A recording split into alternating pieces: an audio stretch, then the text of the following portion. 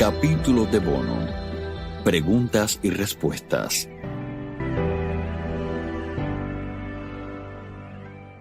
¿Cómo se blasfema contra el Espíritu Santo? Las referencias de Jesús acerca de la blasfemia contra el Espíritu Santo pueden encontrarse en Mateo 12, del 22 al 32, Marcos 3, del 22 al 30 y Lucas 12, 10. En Mateo y Marcos el contexto está claro. Los líderes religiosos acusaron a Jesús de sacar fuera demonios en el nombre de Belcebú, el príncipe de los demonios. Ahí fue cuando Jesús dijo: «Por tanto os digo, todo pecado y blasfemia será perdonado a los hombres, pero la blasfemia contra el Espíritu no les será perdonada». Mateo 12:31. Por lo tanto, blasfemar contra el Espíritu Santo es hablar descaradamente mal sobre él, particularmente acerca de las manifestaciones del Espíritu Santo, como si fueran obras del maligno. ¿Es bíblico orar y entonar canciones al Espíritu Santo de la misma forma que lo hacemos al Padre o al Hijo? Sí, absolutamente, Lisa. El Espíritu Santo es Dios. Él debe ser adorado como Dios. Juan 4:24 dice: «Dios es espíritu, y los que le adoran deben adorarle en espíritu y en verdad». Yo creo que uno debe adorar y alabar al Espíritu Santo como alabas al Dios el Padre y a Dios el Hijo.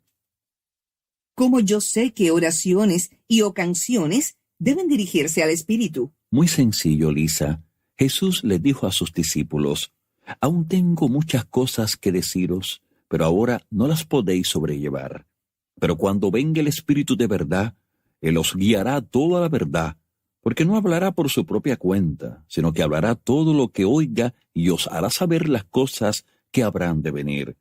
Él me glorificará, porque tomará de lo mío y os lo hará saber. Todavía un poco y no me veréis, de nuevo un poco y me veréis, porque yo voy al Padre. De cierto os digo que todo cuanto pidáis al Padre en mi nombre, os lo dará». Juan 16, 12 al 14, 16 y 23. Le pedimos a Dios el Padre en el nombre, autoridad de Jesús. Luego tenemos comunión con, quiero decir, comunicar y conversar con o hacer preguntas, el Espíritu Santo, que lo hemos discutido a través de este libro. John, ¿es bíblico pedirle al Espíritu Santo que venga a reuniones o servicios cuando Él es omnipresente? Sí, Lisa. La Biblia enseña de ambos la omnipresencia de Dios y su presencia manifestada. Aprendemos de su omnipresencia de las palabras de David. ¿A dónde podría alejarme de tu espíritu? ¿A dónde podría huir de tu presencia? Si subiera al cielo, allí estás tú. Si tendiera mi lecho en el fondo del abismo, también estás allí. Si me elevara sobre las alas del alba o me estableciera en los extremos del mar, aún allí tu mano me guiaría, me sostendría tu mano derecha. Salmos 139, del 7 al 10. La Biblia también dice que Dios no nos dejará ni nos desamparará. Ver Hebreos 13:5. Nuevamente, esta es su omnipresencia, su presencia que está en todo lugar siempre. Por el otro lado, hay una presencia de Dios manifestada. Manifestar significa traer lo invisible a lo visible, lo que no se escucha a lo que se escucha, o lo desconocido a lo conocido. Dios manifiesta su presencia cuando Él se revela a nuestros sentidos. Vea Juan 14, del 19 al 24. Creo firmemente que es completamente bíblico pedirlo. Entonces, ¿por qué oramos para que Dios derrame su Espíritu? ¿No lo hizo ya? Zacarías 10:1 dice: «Pedid a Jehová lluvia en la estación tardía». En la Escritura, la lluvia siempre representa un derramamiento del Espíritu Santo. Yo creo que cuando le pedimos a Dios que derrame su Espíritu, le estamos pidiendo un derramamiento fresco en nuestras comunidades, ciudades y naciones. Esto es una mayor manifestación de su presencia, lo cual nos da el poder para hacer su trabajo y dirigirnos a una mayor cosecha de almas para el reino de Dios. cómo se puede desarrollar una relación más profunda con el Espíritu Santo, incluso cómo se puede experimentar más de su presencia y poder. Lisa, pasando tiempo con Dios y su palabra. Una explicación más completa en cómo desarrollar intimidad con Dios la puede encontrar en los capítulos 2 y 3. Si el Espíritu Santo conoce todas las cosas, ¿por qué tenemos que leer la Biblia? Dios nos dio su palabra inspirada porque toda la Escritura es inspirada por Dios y útil para enseñar, para reprender, para corregir y para instruir en la justicia, a fin de que el siervo de Dios esté enteramente capacitado para toda buena obra. Segunda de Timoteo 3, 16 y 17. El Espíritu Santo usa esta palabra escrita, logos en el griego, para traer palabra hablada, rema, a nosotros. El Espíritu acelera o estimula el logos y se convierte en rema hablada a nosotros. Si no invertimos tiempo en el logos, con un corazón abierto al Espíritu, entonces es mucho más difícil que el rema llegue. La iglesia subterránea en China fue llena del Espíritu Santo, pero por años estaban desesperados por Biblias. Querían leer la palabra de Dios para que el Espíritu Santo les pudiera hablar a través de ella y hacerla viva en sus corazones. Es tan importante que usted lea la Biblia. La palabra de Dios y el Espíritu Santo trabajan juntos. Es una asociación. Recuerde, la Biblia contiene los misterios de Dios y el Espíritu Santo es el que nos revela estos misterios.